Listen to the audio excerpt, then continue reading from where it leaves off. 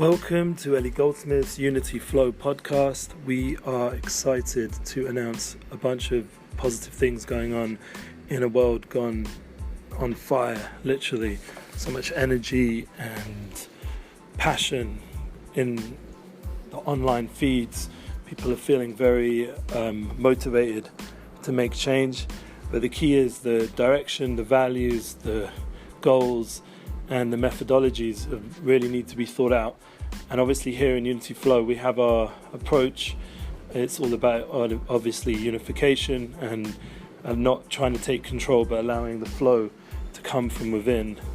And that's a big change to what I see unfortunately online, but that makes sense because it's a more external, superficial expression that we're seeing out there.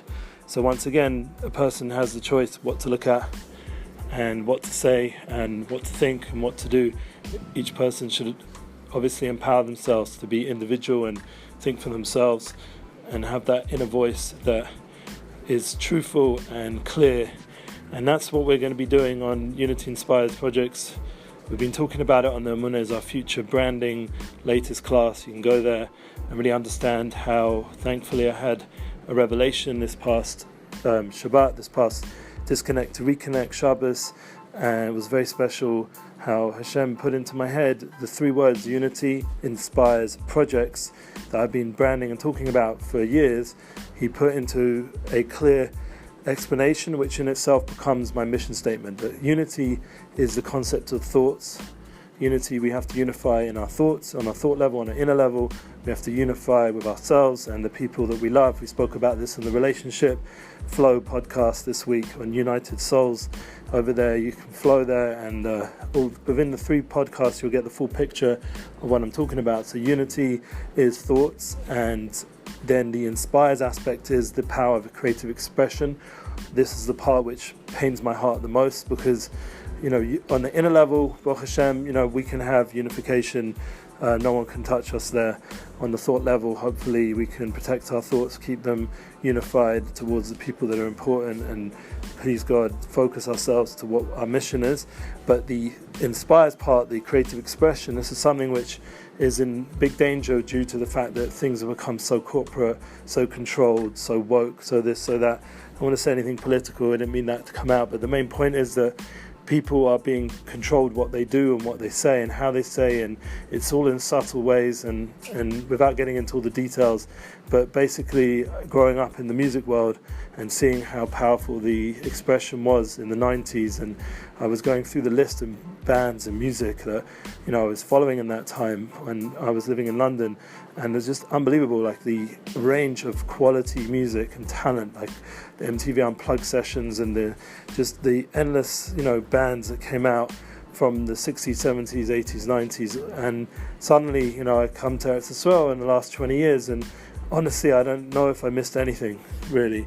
Maybe a little bit of here and there, but the 21 Pilots, which I think they're just a band who thankfully have talent and a good showmanship, good songwriting ability, but it's really once again just drawing off what was already in the 90s. So it's just a matter of us now finding a true creative expression that's unique and up to date for the 2020 world, but there is real creativity, and I think that's a big challenge for our 2020 vision going ahead.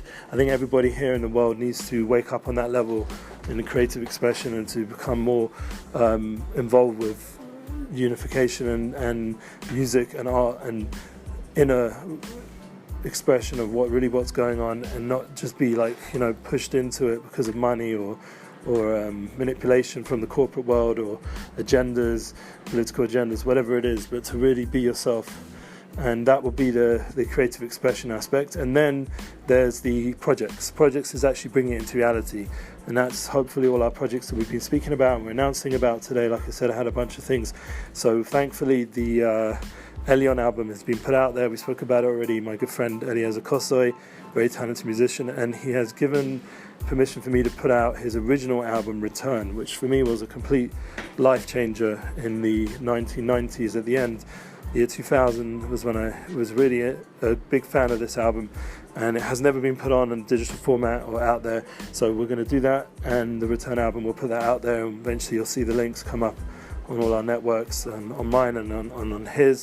And it's just a step towards which is our big goal, a United Souls collab album. Hopefully we'll draw some songs from my album together, from Elieza Kosoi, and also all our friends are slowly sending in stuff, and we really appreciate that. So that's part of this whole flow that I'm giving. The original introduction was really just to get everybody to wake up creatively and to send me some tracks that they're willing to part with, because we're not going to get involved with the whole legal rights aspect. We just want to do this as a altruistic project of just getting the music out there as a collab album, and people should send their track and their credits. Obviously get credits, and if they have a dedication, I've got some pretty good dedications already with good tracks from some of my friends from the past, but there's definitely still room for more.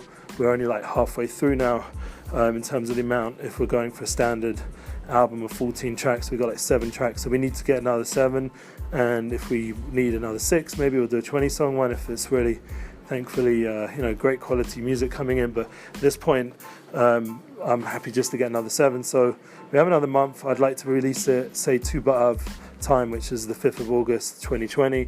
That would be the goal, and we're optimistic it will come together. Even some people have offered to send some sponsorship and donations to just partner with the project, and I once again really make a big effort to ask, but there's obviously an interest out there towards creative music that inspires. I mean, for me, music was such a big part of my journey personally, and it really helped form my teenage years and going into my next stage of the last 20 years of spirituality. And I'd like to give, since I've been in this world now 40 years, I'd like to give the next 20 years towards now sharing all that content and music and creative energy. And the goal once again would be unity inspires, to create that creative expression opportunities, like all the different projects, and then that would be the manifestation of it through the project. So you guys can reach out at unityinspiresprojects@gmail.com. You have it there below, and we'll keep going ahead with our Unity Flow, because it's definitely a big solution to all the politics and haywire going on, that we are in desperate need to be creative. Just one more point, just want to add on that Jeff Palver, he put out together a very nice Zoom chat for musicians and managers, and I was lucky to be on it. I'm meritorious to be on it, and I noticed that one of the main points that came out again and again was how much the music industry is now going to have to be much more versatile. People are going to have to try out different approaches because of the whole event business changing, and I already see from 21 Pilots doing a live show in another 30 hours or so, just because they don't have the opportunity to perform. So then everyone's going to have to come up with different online ways of expression. So I think the creative aspect is going to have to be much more enhanced, much more inner, and you can't just rely on the large event to draw out that creative juice. You got to just draw it from within, and I think that's where the world's heading. And business-wise, obviously there's a lot of adjustment needed. Personally, my booking business has been very hard, and I'm sure everyone in the business is going through that. So everyone just be a little bit more mindful that we're all going through a bit more of a challenging time on all levels, but at the same time, let's create more creative projects that can actually lead to new avenues of success. And thankfully, the final thing we'll end on today is that Nissim Black next week will be speaking with Rav Shalom Arush. We spoke about this on Amun as our future podcast, that he will be speaking in English with a translation from Rav Dain Elgrad to Rav Arush, so that they can all join, the three of them can make a discussion about It Matters and the whole current crisis or challenge, let's call it, that we're going through, and hopefully that will give a lot of inspiration. So join us on the 16th of June in around 10:30 Israel time, and we'll be putting it live, hopefully, on all the different live feeds, live Instagram, live Facebook Live, YouTube Live, and the Instagram Live will be the Breslov English, and obviously it will be Breslov Israel, the YouTube and the Facebook, and hopefully on a few other avenues as well. We'll see. Obviously the podcast will go up, so we'll have the audio as well, and please God, it should be a success. So you just share that good news and share your projects, and the links will be below. And thanks for listening, tuning in. Have a wonderful rest of the week, and let me hear your Unity Flow. All the best. Big love. Unification.